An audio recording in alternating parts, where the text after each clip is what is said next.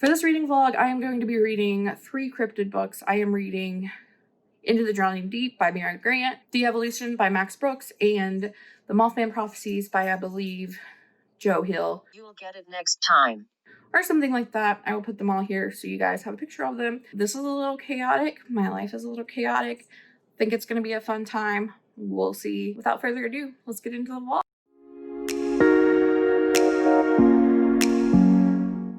So I finished my first cryptid read, and that is De-Evolution by Max Brooks. I believe I gave this 3.5 stars. I did really enjoy it. I was highly anticipating it. I had it on my TBR and actually skipped over a couple of other books just so I could get to this quicker. I really wanted to read it, and when I did get to it, I flew through it. I was compelled by the story. It was a good time. But I do have some complaints. First of all, this is a really predictable book. Now, the way it is framed and the way it is set up, there's no way for it not to be a predictable book. I mean, if we look at the full title, what is it? De-Evolution, a first-hand account of the Rainier Sasquatch Massacre. She's ignoring the barking because she has 2 small, angry children and you'll likely hear them in every video. Massacre.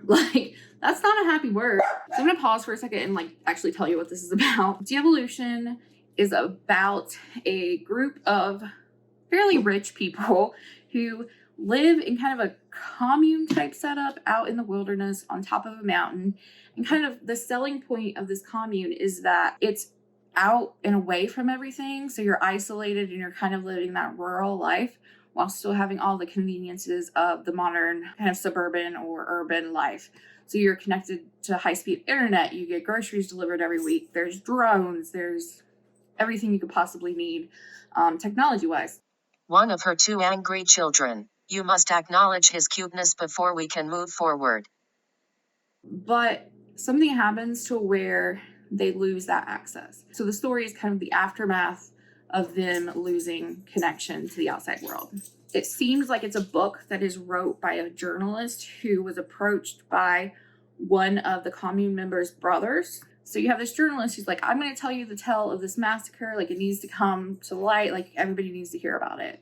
And so he interviews the brother and he interviews the wilderness expert who first comes across the commune after they're able to access it. And they kind of talk about it that way and talk about it from the point of journals of that sister. So again, based on the very beginning, okay, it's not going to end well. The reason I actually gave it higher than a 3 is that with horror, I love that most novels are a commentary on something bigger than what you're reading. I think that Max Brooks talked a lot about green living and how we've come so far, but we still have a long way to go.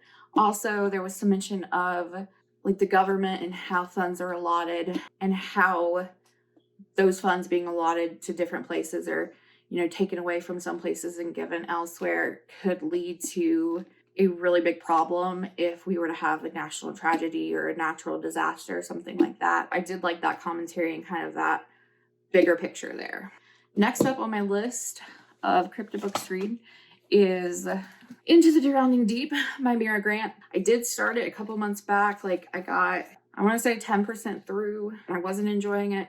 There was a lot of sciencey stuff, and I'm not a sciencey person, so I was like, no. Also known as she drinks the dumb bitch juice on the daily. But I've heard a lot of people really praise this book and talk about how if you can get past the sciencey stuff or if you can get an understanding of the sciencey stuff, it's really great. So I am hoping that that is the case.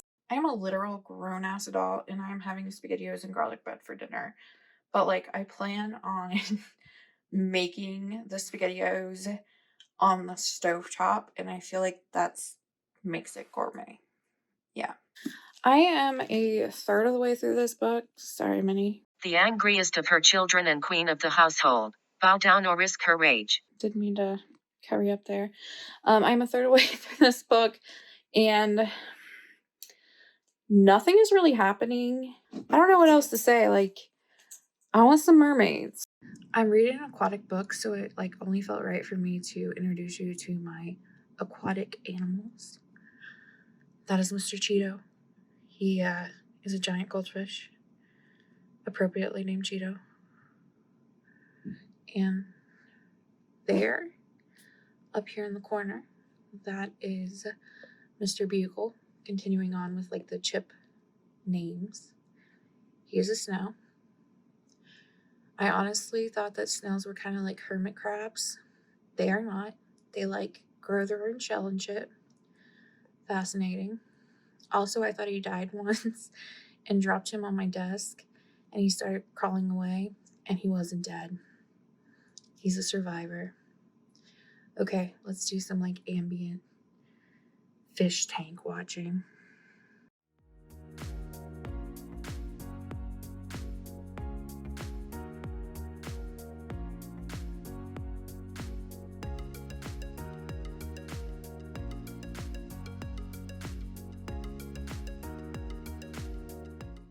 All right, I am on my knees in front of my Christmas tree because it is short as fuck. But I wanted to get the aesthetics because I feel like they match really well. Okay, so last night I got to the point where I only have 150 pages left, so it was like 304, 310. I told you, she chugged the dumb bitch juice. No, it was 310. So I got to page 310 last night. Shit is just starting to get good. Not that it hasn't been good before, but it's just starting to get to the point where I'm biting my nails and like, ooh, what's going to happen? I'm hoping that tonight I can finish this. I just finished up my sessions. It's like 7 o'clock and my dinner is in the oven. And I've got my comfy clothes on and I finally let my hair down and I am ready. I am ready to finish this. A few days later and I finished Into the Drowning Deep by Mira Grant. I gave it a 4-star. It was a fun time. Like, it was very creepy. I'm not going to say it was scary because I don't know that it's possible to make mermaids actually scary. Like, if anybody was going to do it, it was going to be this. But I don't think it got quite there. Once we hit the part where we're actually out at sea, like, that's when I kind of got hooked. The beginning, I was a little bit bogged down with the science and not really understanding.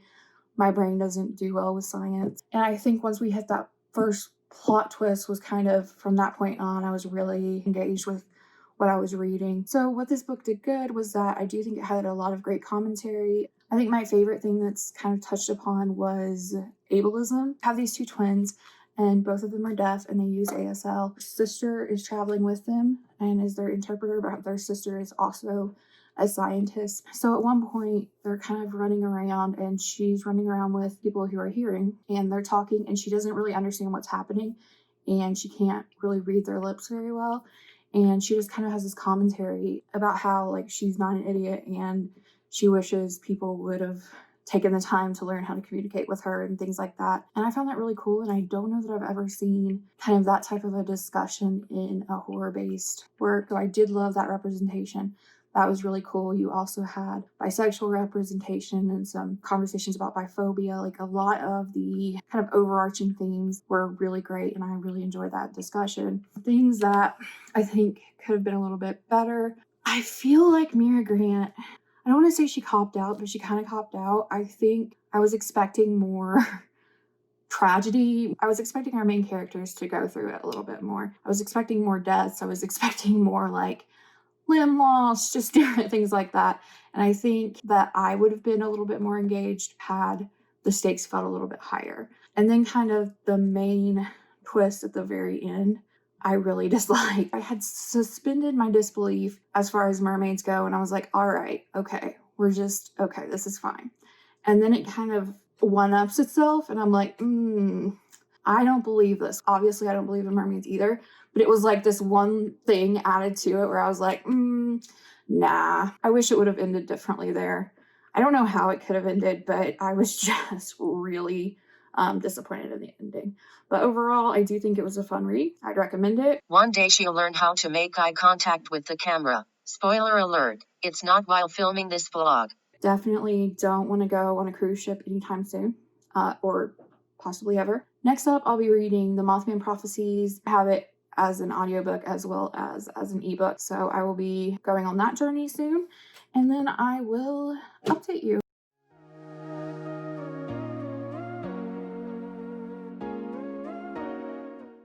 It is several more days later. It's paperwork day, which means I get to wear my I Hate People shirt and do progress notes all day.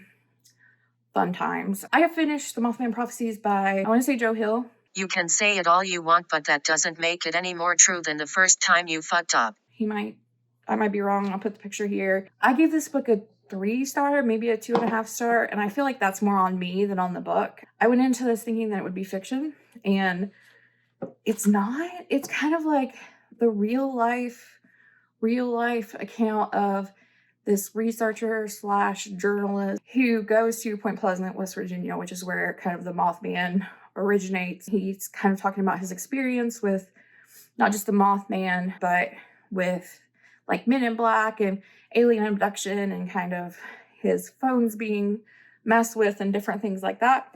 And for those of you who aren't aware of the Mothman, or like the Mothman's origin story, he is supposed to have originated in Point Pleasant, West Virginia, like I said, about, I want to say a couple months, maybe a year, somewhere along there. The residents started seeing a creature that looked like a moth in man form. Wow, no shit. There's also all kinds of sightings of really weird people, Men in Black, who were weird and asked weird questions. And are they aliens? Are they government? We don't know. And then in December, a bridge spanning the length of the Ohio River from West Virginia into Ohio collapsed. It's called the Silver Bridge. And a lot of people died. A lot of people were trapped in their cars. It was a really big tragedy. And then there were no more sightings of Mothman. So a lot of people think that Mothman either was trying to warn people about the bridge or was trying to collapse the bridge. And the reason I know so much about Mothman and the reason that I chose to read this book is because I am from Southern Ohio originally. I am from, I want to say about half an hour, more like 45 minutes really, from Point Pleasant, West Virginia. Growing up, we all heard about Mothman. He's kind of the local lore. I've been to Point Pleasant. I've gotten my picture taken with that really weird, creepy statue that has like glowing eyes. Fucking creepy as hell. Okay, but did she lie? I went to like a cryptid fest that they have every year in Point Pleasant. So like it's a big part of our area. And especially like I was a weird kid. I liked weird shit. So I gravitated towards Mothman. And besides that, like I'm really fascinated in general with the psychology behind kind of mass sightings of different things. And I could go on and on about it. I wonder if like it's related from the trauma of the bridge collapse, or like people are trying to find reason in something that happened that was just tragic and that has their reason behind it. Also a few months later, a few years before, somewhere around that time. If you do your research before filming, you'd know it was 3 years after the bridge collapsing. A neighboring city called Huntington, West Virginia, their basketball team was on a flight and the flight crashed. If you've ever seen the movie We Are Marshall, that's what it's based off of. So again, that was another big, huge tragedy that happened in the area. I just wonder if the story of Mothman is a way that they cope with that, or if it was like some weird mass hysteria. I have no idea. This book was particularly bizarre because, again, it was presented as like truth and what this researcher like actually went through. I'm not sure I believe it. Like, it's one of those things where you're like, did that really happen? Sounds fake. I don't know. That kind of took away some of my enjoyment because he was like, this happened. And the thing that happened was like an alien took possession of a bunch of different people. And each of the different people were like telling stories about each other, but they didn't know. But he knew because he was the one who was getting the messages. And that whole part of it with the Men in Black and the aliens and all of that, I had never heard anything about. Like it was not part of the Mothman culture where I lived. So that was kind of cool hearing about that and how that played into Mothman. I don't know what I think. I don't think there's a Mothman out there, unfortunately, because that would be really cool. Some people think it was like a giant owl that people were seeing. I don't know. Maybe there's some shady creatures and I don't really know the extent of it. I don't know where I'm going with this. I'm kind of just rambling about Mothman right now. But anyways, I gave the book 2.5, 3 stars. It was fun to kind of hear them talk about areas that I knew and that I had drove through and things like that. But beyond that, I don't know. So to wrap things up, I gave De-Evolution 4 stars, Into the Drowning Deep 4 stars, and The Mothman Prophecies 2.5 to 3 stars. I think my favorite read was probably De-Evolution. It was just such a fun, like campy, enjoyable time, and I just really loved reading that book. But I also really enjoyed Into the Drowning Deep. The Mothman Prophecies, not so much. What have I learned from this? Nothing really. I'm so glad you took up the viewer's time with this pointless reading vlog. You're doing great, sweetie. I don't think the point of this vlog was to learn anything. I think it was just to do some themed reading, have a good time. I had a good time. I hope you had a good time. And yeah, so below I will leave links to my Instagram, Twitter, Goodreads, wish list. I have no idea because this is going to be like my first vlog, but I'm sure there will be lists down there. So check it out. And yeah, Good God, what is this outro? Do better. that's all for today. Bye.